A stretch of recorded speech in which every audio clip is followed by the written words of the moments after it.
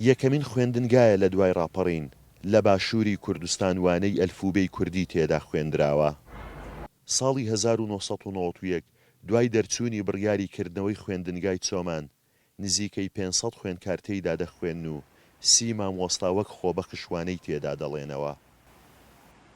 بڕیاریکردنەوە یەکەم قوتابخانەی دوای ڕاپەڕین لە دوای ڕاپەڕین ئێمە کە ویستمان قوتابخانەکە بکەینەوە مامۆستا خاڵس وەکو بەڕێوەری یەکەم بەڕێوەبەری پەروەردە سەردەمی بەرەی کوردستانی ئیمزای لەسەرکردنەوەی یەکەم قوتابخانەی دوای ڕاپەڕین کرد لە سەردەمی بەرەی کوردستانی کەواتە قوتابخانەی بەڕێوەبەراتی ئەو بە قوتابخانەیە بوو بە یەکەم قوتابخانەی دوای ڕاپەڕین لە باشووری کوردستان. ساڵی 1970 ئەم خوێندنگایە دروستکراوە 41 ساڵە تێیداوانە دەگوترێتەوە. ئێستا لە چەندان لاوە بیناکە درزی گەورەی بردووە و داڕ و خاوە.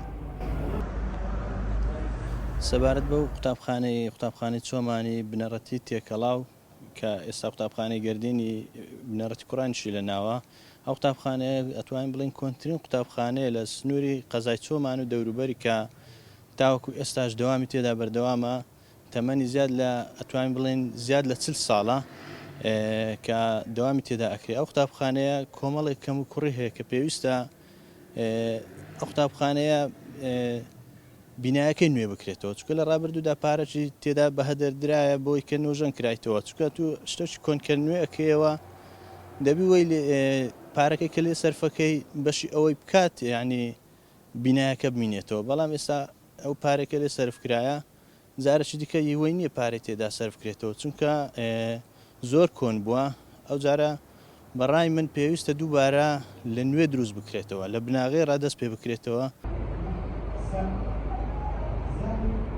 لە ئێستادا دوو دەوام لەم خوێندنگایە بەڕێوە دەچێت و نزیکەی 600 خوێندکار تێیداوانە دەخوێنن جگە لە خراپی بیناکە و هەبوونی ڕووبەرێکی زۆر بەڵام بێ یاریگا و باخچەیە.